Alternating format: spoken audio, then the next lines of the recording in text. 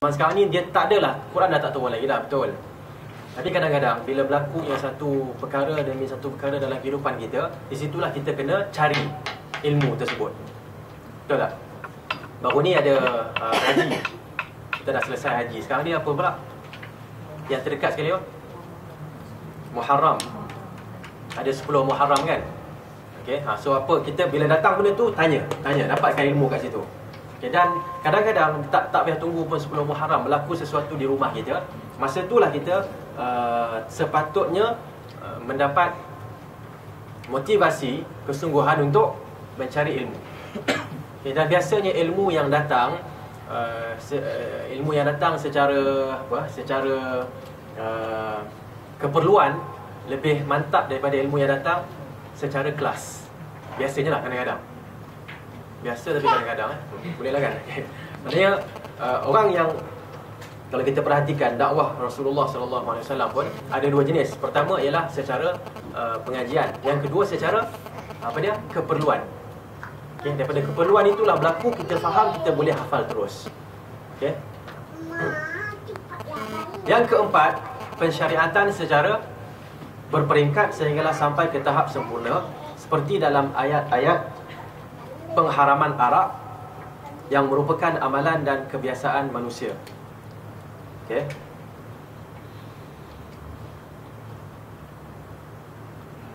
Okay. Pensyariatan secara berperingkat sehingga sampai ke tahap sempurna. Okay. Ini satu benda yang penting dalam perbincangan tentang penurunan Al-Quran secara tanzil, secara beransur, iaitu ada amalan yang diamalkan oleh masyarakat jahiliyah. Jadi Islam datang untuk nak membantras, untuk nak menghapuskan amalan ni. Okay? Tapi amalan ni dia dah jadi macam seperti nafas mereka. So cara nak hapuskan dia mestilah secara berperingkat, beransur-ansur. Okay? Antaranya yang paling jelas ialah arak, al-khamr. Okay? Khamr ni, arak ni diminum oleh orang Arab. Antaranya untuk apa? Siapa boleh tolong saya? Antaranya arak diminum untuk apa? Sifat kelakian. Sifat kelakian. Untuk tunjukkan dia sifat kelakian. Untuk tunjukkan sifat kelakian yang ada pada dia. Okey, lagi? Kalau musim sejuk untuk panaskan badan, lagi? Pencernaan. Sistem pencernaan. Nak cepatkan lagi pencernaan. Okey, bagus juga kan. Lagi apa lagi? Banyak benda baru saya dapat ni. Lagi apa lagi? Arab biasa buat apa? Bukan Arab sekarang ni, Arab dulu, zaman jahiliah. Biasa dia orang buat apa? Berhibur. Jadi untuk apa khamar ni? Untuk berhibur lah. Okey, lagi? Apa yang Arab buat lagi? Berhibur, berpesta, apa dia panggil? Alias nak sama. Jual beli minum arak jadi apa? Jadi untung lagi. Okey, dia trade benda tu. Okey. Arab juga banyak berperang. Jadi arak ni apa tujuan dia kalau berkenaan dengan perang ni? Bagi naik syekh. Bagi naik syekh. Bagi naik syekh. Oh, naik syekh ni apa dia pula? Bagi perkataan yang mudah sikit. Naik syekh maksudnya bagi kuat, bagi berani. Jadi bila dia minum arak, kan, bila orang tu minum arak, dia jadi dia panggil apa? Bahasa sekarang ni high. Dia jadi tinggi. Tinggi maksudnya dia jadi khayal. Jadi bila dia khayal tu dia tak rasa sangat, tak rasa takut, tak rasa apa. Jadi bila sebelum perang tu minum arak sikit, dia taklah mabuk sangat kan, jadi mabuk nak perang macam mana kan. Tapi minum arak bagi dia macam apa dia panggil tu? Hilang rasa ketakutan tu, jadi mereka senang untuk berperang. Okey. Seperti itu jugalah yang ada sekarang ni di Yaman. Yaman ni apa dia? Ada Qad. Kan? Qad kan? Siapa pergi Yaman dah tahu lah kot benda ni. Mungkin dah rasa dah pun Qad ni kan. Qad ni dia macam macam daun sikit kan. Jadi daun tu dia takhzin, disimpan sedikit di belakang antara dekat pipi kita, jadi tebal pipi orang tu. Jadi dia isap sikit-sikit lah. Okey.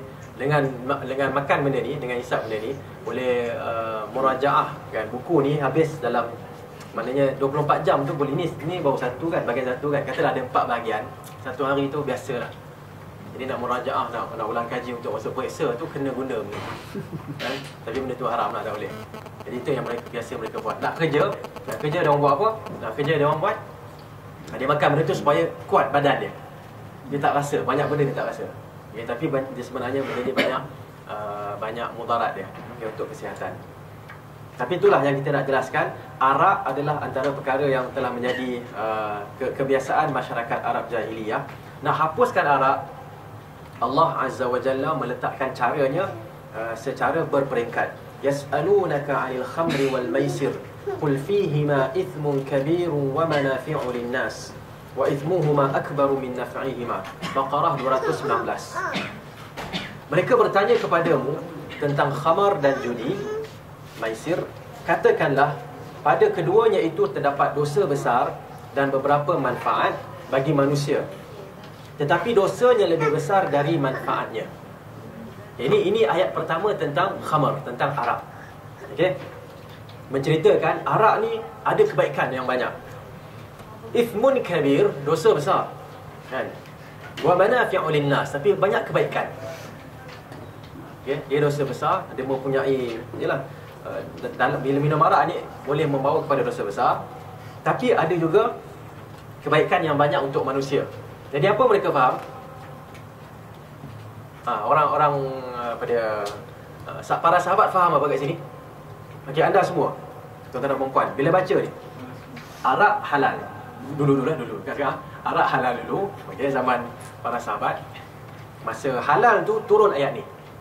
Dia orang tengah minum, tiba-tiba baca yas'alunaka 'anil khamri wal maisir qul fihima ithmun kabirun wa manafi'u lin-nas wa ithmuhuma akbaru min naf'ihima. Mereka bertanya kepadamu tentang khamar dan judi. Katakanlah pada keduanya itu terdapat dosa besar dan beberapa manfaat bagi manusia. Manafi'u lin-nas, ada manfaat. Macam tadilah, kalau musim sejuk boleh jadi panas badan, nak perang boleh jadi kuat. Okey. Tetapi dosanya lebih besar dari manfaatnya. Okey, apa jadi hukumnya sekarang?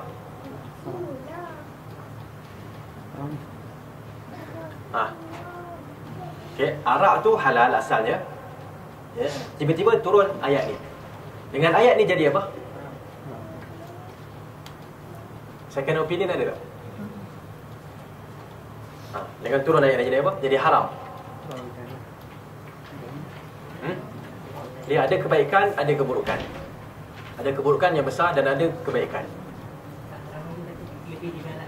Ni tak haram lagi. Dia paling kurang dia jadi makruh je.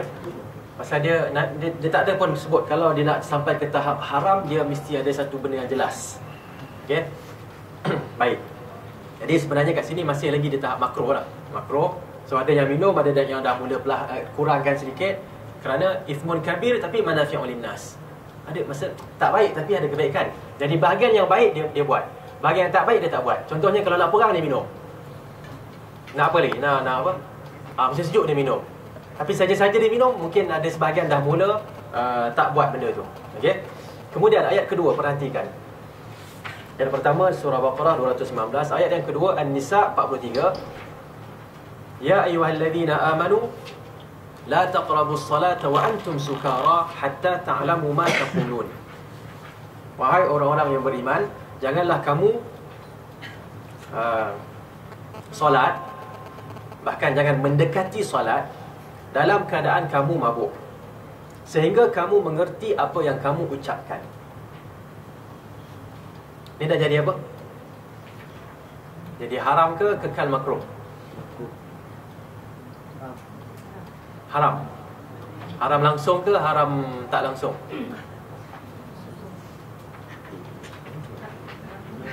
Takkan saya seorang aja cakap kan, mesti kena orang lain juga.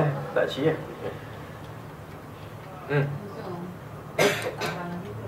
Tak haram lagi kot, okey. So dia jadi apa? Kalau tak haram lagi kot, maknanya haram sikit. Masih makruh dan sebenarnya haram semasa solat. Okey, tengok. Okey.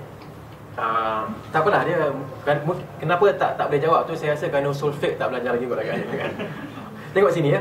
Ayat pertama, ithmun kabirun wa manafi'u lin-nas. Tengah-tengah. Dosa dan kebaikan, keburukan, kebaikan.